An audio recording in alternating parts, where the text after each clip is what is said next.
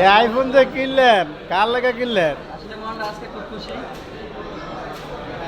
স্যালারিও পাইছি আজকে, আইফোনটা নিয়ে নিলাম শখের নারীর জন্য।